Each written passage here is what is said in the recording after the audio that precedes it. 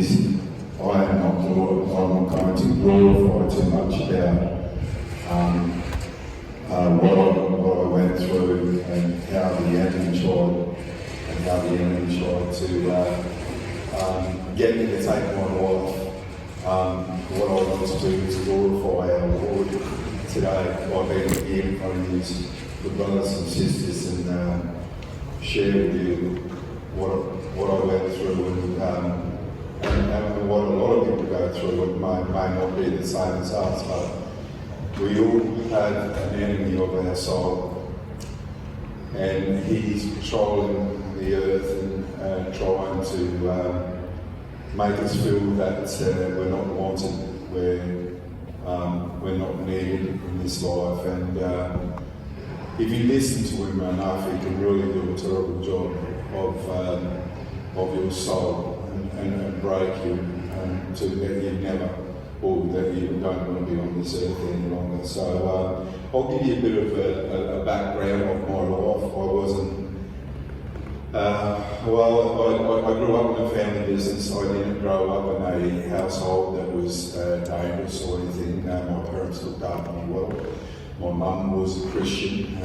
She sent us at Sunday school. My dad was a businessman. We ran a ice works called Cook's Ice Service and a Rose Nursery and a poultry service. I grew up in that. I grew up in family business.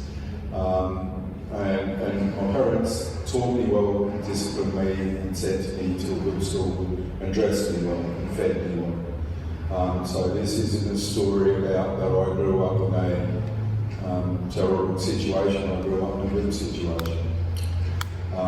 This story is about we need Jesus. Everybody needs Jesus. And so anyway, I grew up with two siblings, two elder brothers,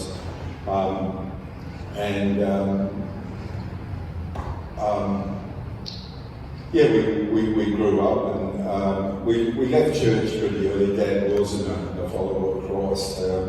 He was a businessman, and he gave us an option to, if we could leave Sunday school if we wanted to stay home and work in the business. Well, us three boys took up the opportunity because we was going to get paid for it. And so we left church fairly early, as I suppose I would have been 8 or 9 years old, I suppose, when I stopped going to church. I was the youngest of us three.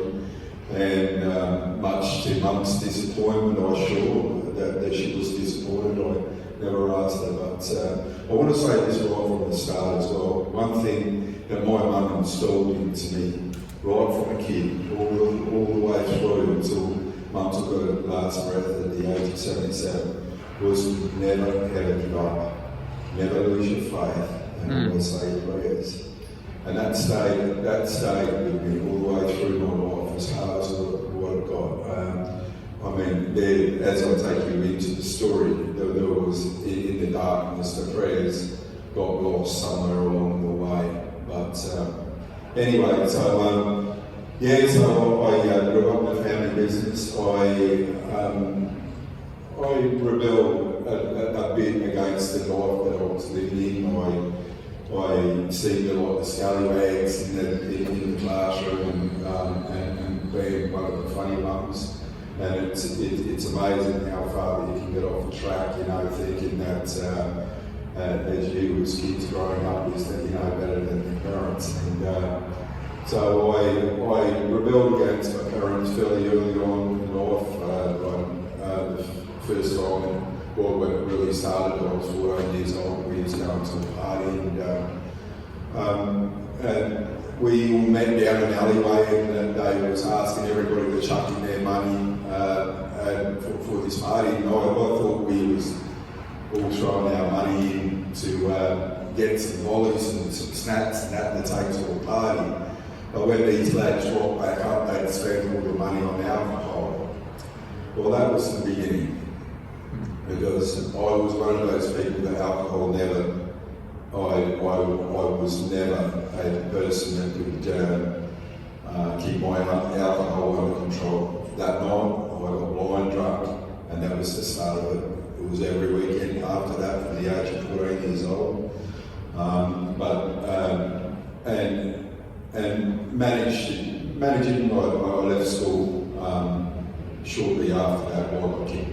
Mum told me I couldn't go back to school because I was getting suspended all the time, and so I worked in the family business. But I really took to alcohol because I wasn't the kind of person who could stand up in front of people or be popular. I was a very shy lad.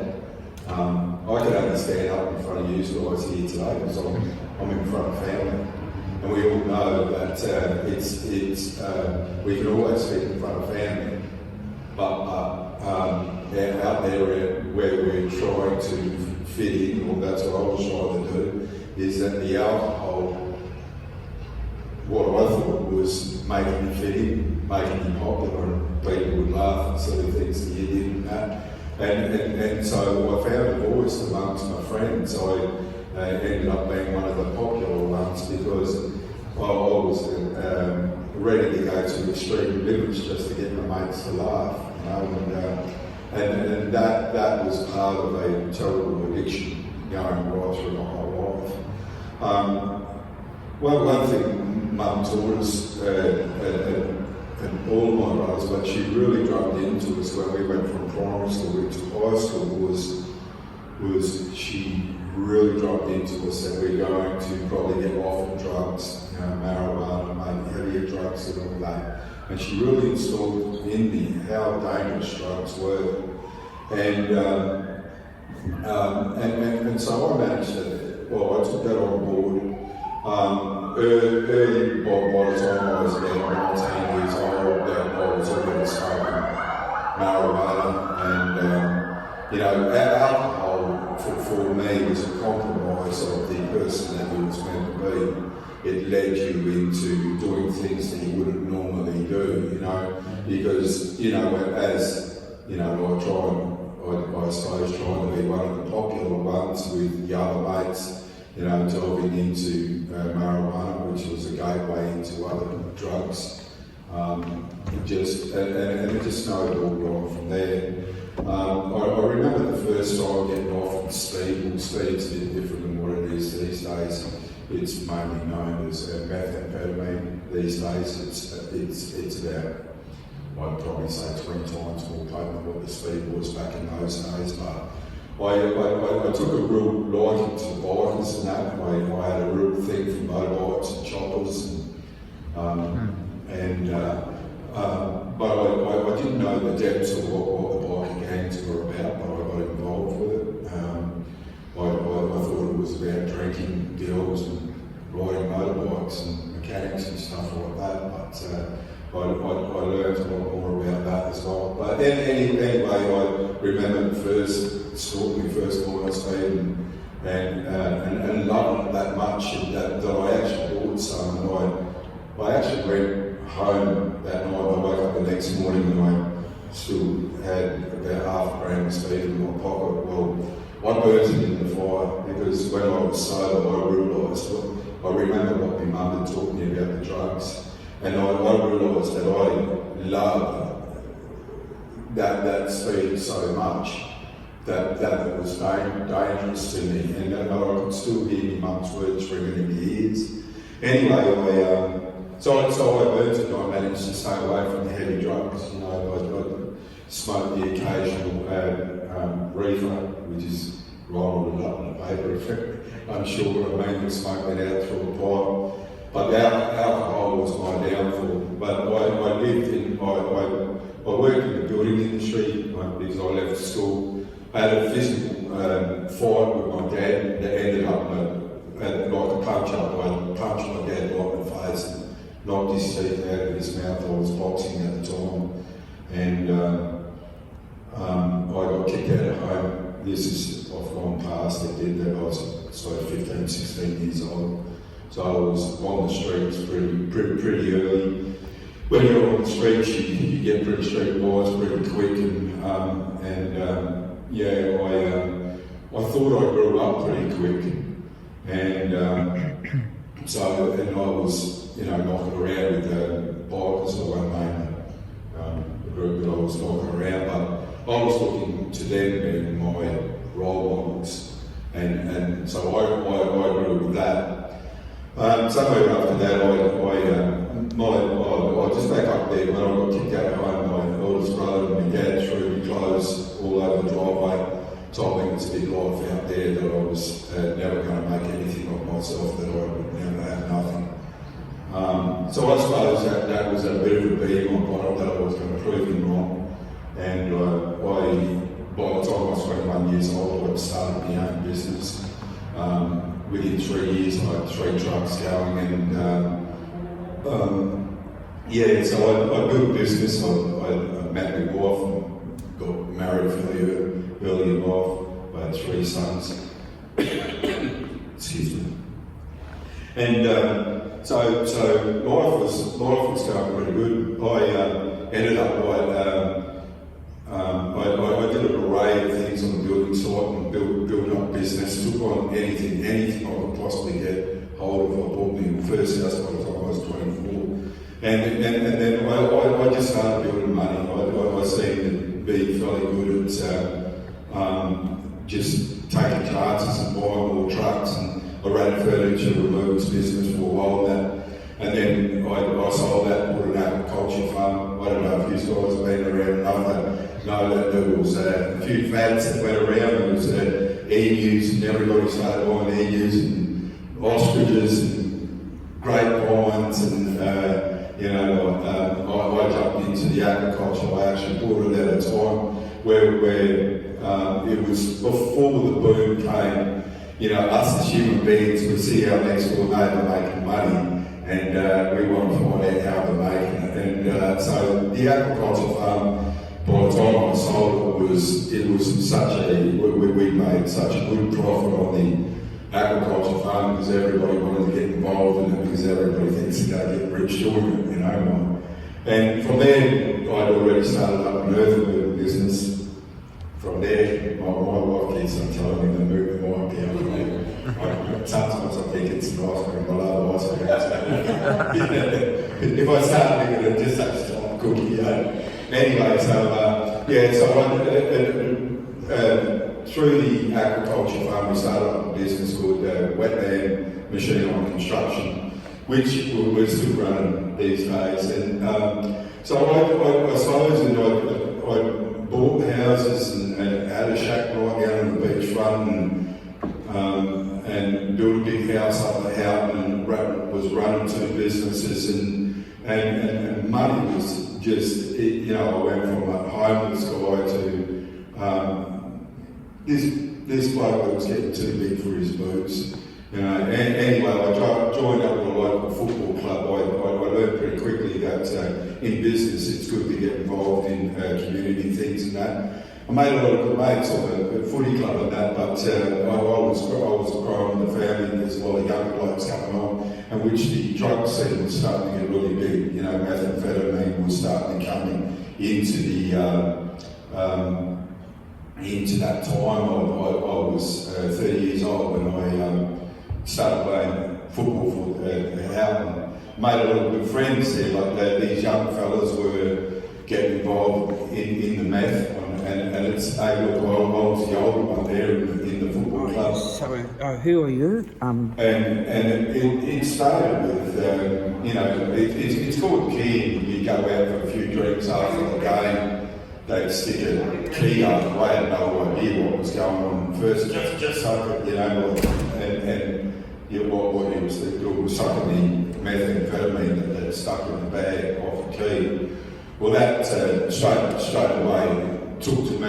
I thought I was under control then, because by now I'm a responsible businessman. I'm running this relatively well, medium-sized business, family business, I suppose.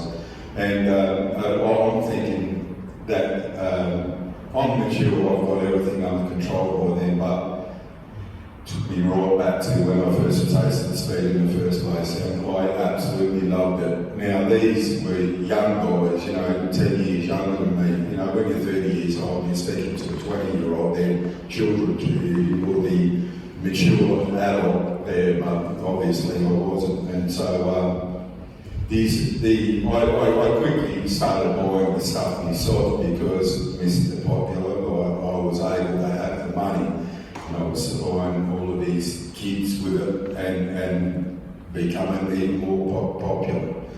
That blew into cocaine, watching too many movies, Goodfellas and Al Capone and seeing movies and all that, and thinking that rich people, it can't be an addictive thing, seeing rich people do it. And yet, in most of those movies, at the end of the movie, it always finished in a bad way, didn't it? But because I wasn't that mature, but I thought I was, I was only looking at the good fun side of things. And it's an enormously dangerous thing for kids because nobody's safe.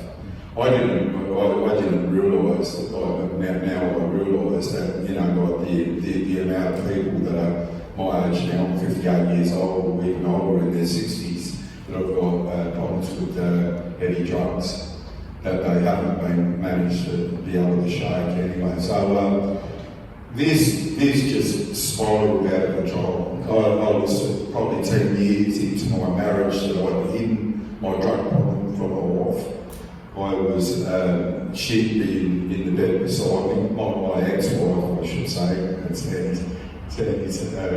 She's a big part of my story. And anyway, so I switched over from taking methamphetamine because I could really feel that it was grabbing a hold on me. So to get off of that, I started buying a lot of cocaine. Become even more popular because the young ones couldn't afford to get hold of cocaine. Meth is called the poor man's drug, and compared to not smoking having cocaine. So so it quickly spiraled out, and you don't know that the enemy. When I say the enemy, the devil is real. There's a darkness there and a voice that comes in your head.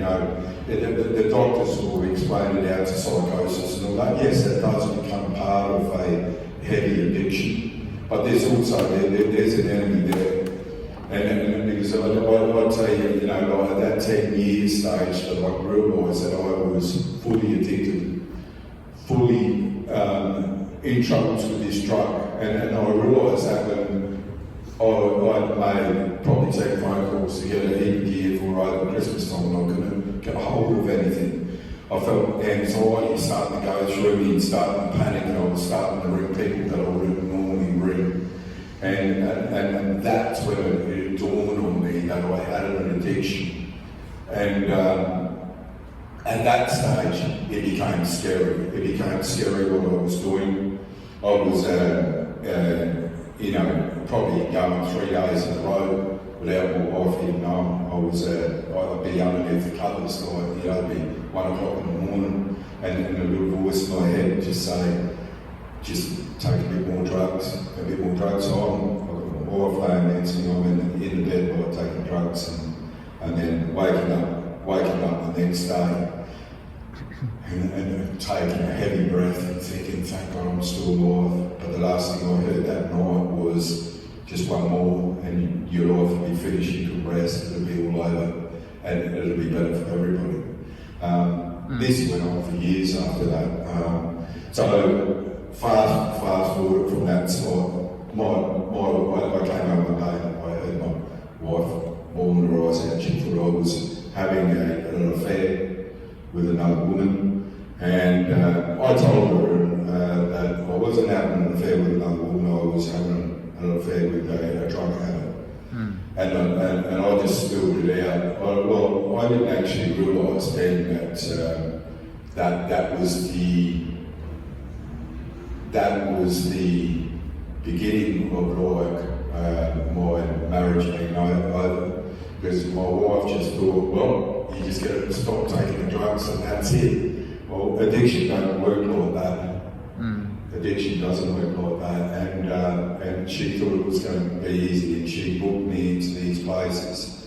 But anybody that's been an addict before is, or even smoking cigarettes or whatever your addiction is, until you're ready to give up, nothing's going to work. Yes. And anyway, so eventually, after numerous times me moving out, my wife eventually moved out, I had a really good friend all along the way, which I actually married her this year, and I didn't know that things were going to turn out like that, but after my wife left, well, it was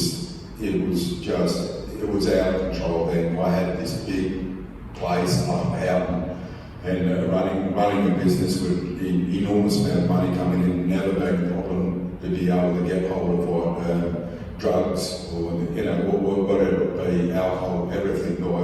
And everybody, it was just every night, I'd go 3 or 4 days staying away and still being functioning, running a business. And I know that the only way that that's survived now is by the grace of God, because he had better ideas for me and for the business somewhere down the track. I just didn't know at that stage. Stay with the. It eventually, like drugs, where you start becoming immune to it more and more, and that doesn't work, and you start inviting the darkness into your life. Yes. You start bringing characters into your place that you wouldn't leave alone with your brother for 5 seconds, let alone your family or anything like that. And I was bringing these characters into my home. Well, I'd become one of these characters. You don't actually realise. It's a darkness comes over you. Yes. And me as an addict, and now as an evangelist sharing on all, I can stop it miles away, and that's where God said, anyway, I'll go back to the story. So the darkness and that came over me, the characters and that I was hanging around with, and the situation that I got into was like I was hearing the enemy loud and clear all the time, and I didn't realise it, but he was telling me to kill himself, and that's the whole thing. That's drug addiction. And it may not be drug addiction, it might be depression, but there's an enemy of our souls that creeps into your life without you knowing it, and you're listening to everything that he says. And my best friend at this time, I'll let you know, I've got a lot of guns. I was sleeping with a Torco shotgun at this time. I've been involved in a few things and all that, like, so I had a few death threats and all that. I'd hear Harley Davidson's come by the place and all that, and I was ready to take action. And I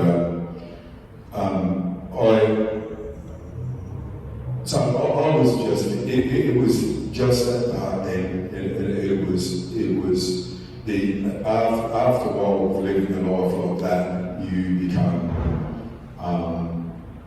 you don't want anybody else around. The friendship side of things, the partying stops. The partying stops with your friends, and your friends walk away because they can see that you're living a life that's, my friends had come up and I'd pull out a shotgun and start shooting.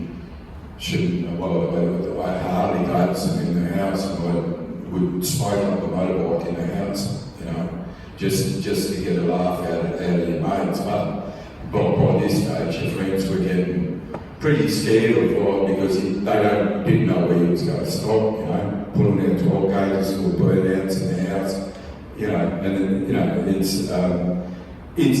there's no end to where the enemy will take you, and eventually you end up like just there by yourself, but the family was gone. I had a good friend that stayed there the whole way with me, which was, as I said, my now wife. We got married in January of this year, and she never grew up as a Christian.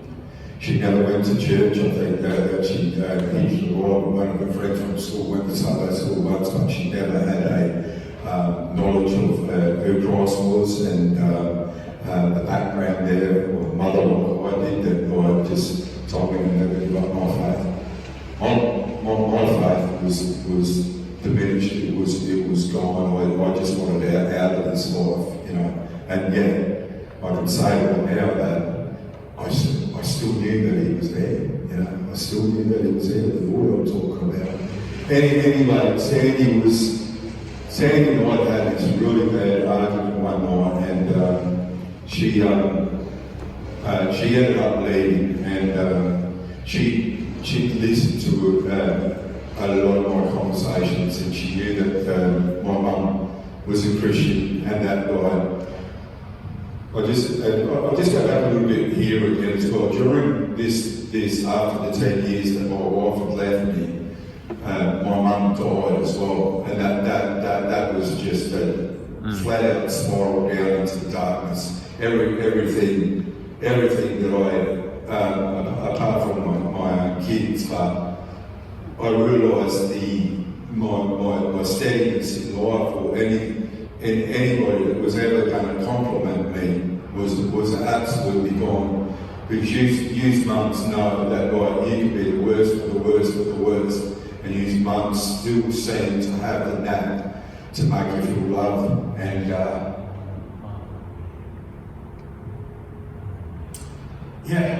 once mum was gone, I had nothing to go on for, and I had my own sons and all that, but I was just in that darkest spot. Then, thank you.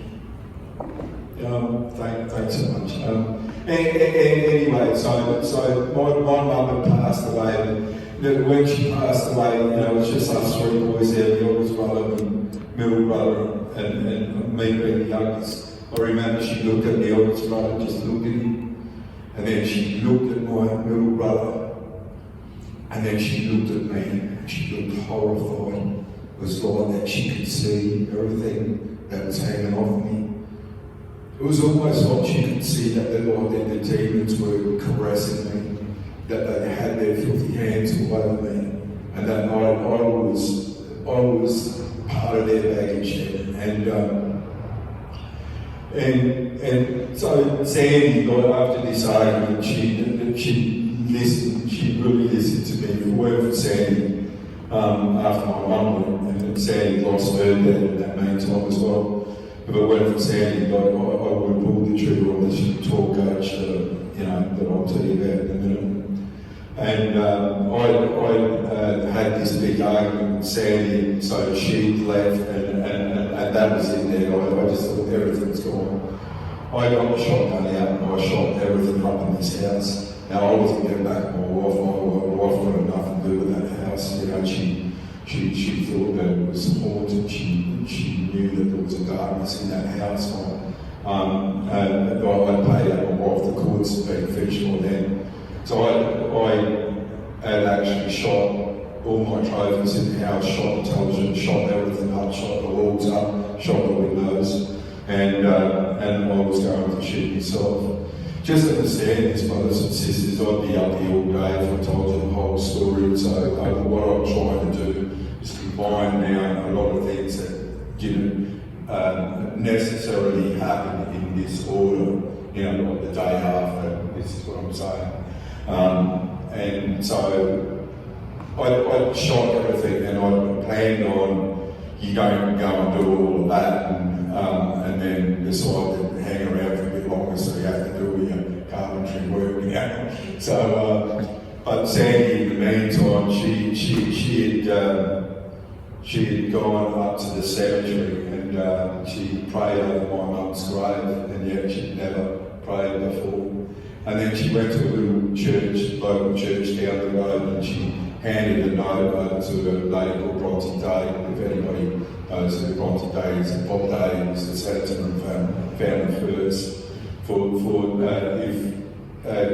If she could get Bobby to give me a ring, which he was a senator.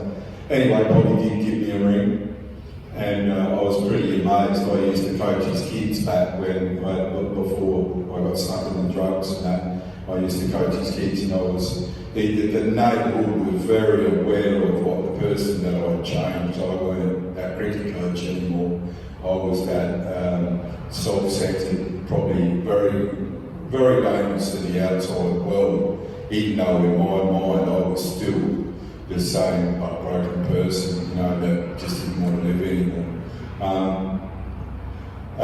Bob Day made me up. Sandy, from that point, started going to church because she didn't know where to reach to. She didn't know what to do, what to say. She tried to talk me around. I'd bring her up at night. She had 2 young kids. She was living with her mum. She was going through a divorce at that stage as well. So she had a bigger priority to look after those kids. But she did her best to be a good friend to me. And so she started going to church. What do you do where you can't go anywhere else? And so she started going to church and praying. And I remember she'd rock up on a Sunday morning. I'd probably been up for a couple of days. I'd be high on drugs, methamphetamine, smoking crack and snorting coke and taking pills. And Sandy would rock up and she gave this big smile on her face. She got saved very quickly. She had joy written all over her face, and I always knew her as a happy girl, but we know what joy is because we know the Lord. It's different than happiness. Yes. Happiness is fleeting, but joy fills the heart. Yes. Joy puts a big smile on your face and what happiness can. Yes. It's all the way through your soul. And anyway, so Sandy's rocking up, she's trying to get me to come down to this church. Coming back to where I was in my darkness, I loaded up the shotgun and I just decided to go and have myself a shower. In that shower, in that moment of thinking, like, this is it, you know, and I was ready just to take it all. I screamed out, I said, God help me. I screamed out, God help me. And I yelled, and I didn't expect anything. But the next week after, Sandy rocked up and she said, she'd be all dressed up, she said, Henry, she calls me Henry.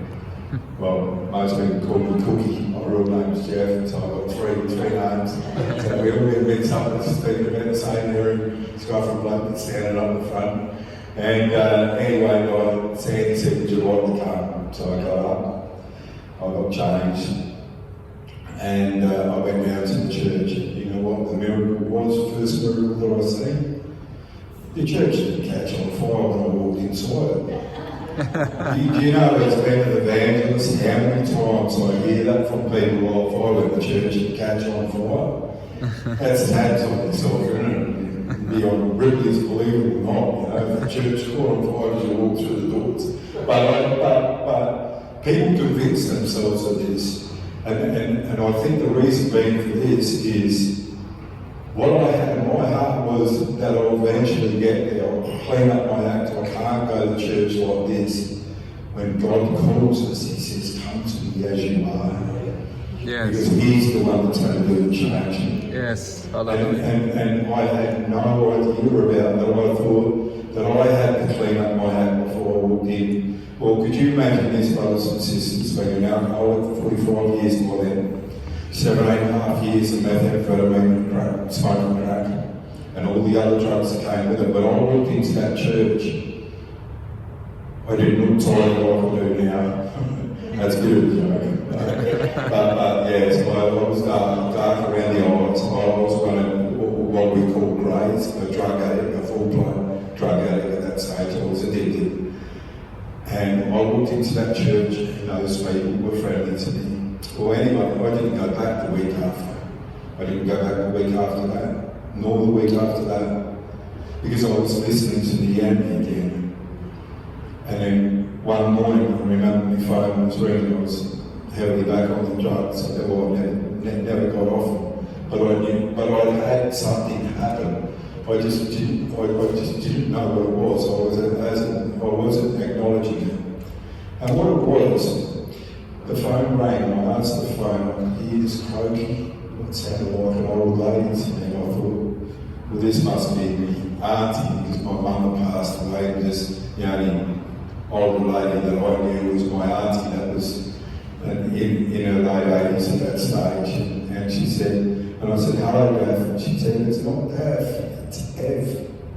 And I said, I don't know no Ev. and I knew Gav was starting to lose memory at this stage, and I said, "Your name is Gav," and she said, "No, my name is Ev." And you know what it was, brothers and sisters? It was a lady that was 93 years old, that sat in front of me, and that pew in front of me, that was concerned that she hadn't seen me for 3 weeks since I walked in that church, that one and only time as a drug addict, smelling of alcohol. And she cared enough about that. She was worried about where I was, and that was I okay? But you know what? I went back to church the next week, and somewhere in that time, I got saved. I'm not one of those ones that can pinpoint that time, but I just seen the love of Jesus, and I seen the joy in my girl's heart, and that joy from that time filled my heart, absolutely filled my heart, and I wasn't listening to the enemy anymore because I knew that I had a Lord that loved me. You know, I did speak at the church last week, and it was talking about miracles. Well, you know what I see in this church? If you're born again, and if Jesus Christ is your Lord and Saviour, we are all miracles. Yes. Because of what He done on the cross.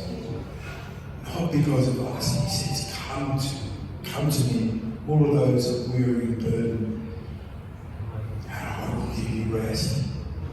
Hebrews 4, I can't give it, but Hebrews 4, look that up. He said it talks about His rest. Our Sabbath is in Him. And that He saved me, and that I stand in front of these beautiful people as a family that He wants every single human being on this planet to come to. But He's given us that freedom. Yes. And you know what? I look back, brothers and sisters, over that whole time that I listened to the enemy, and that's what he wants. He wants our children. He wants anybody that's not walking. He wants all of us, and He wants us now. And that we need to keep our eyes on Him. And you know, for me, I can't keep Jesus to myself. You know, I want to become more and more like Him every day. Matthew 4:19 said, "Come follow me, and I'll show you how to fish for people." Yes. Hallelujah. Hallelujah. So, my brothers and sisters, I didn't pull that trigger, and that wasn't the only time that I grabbed the gun and stuck it in my mouth. I never gave up. Because when I look back at it, He was there the whole time.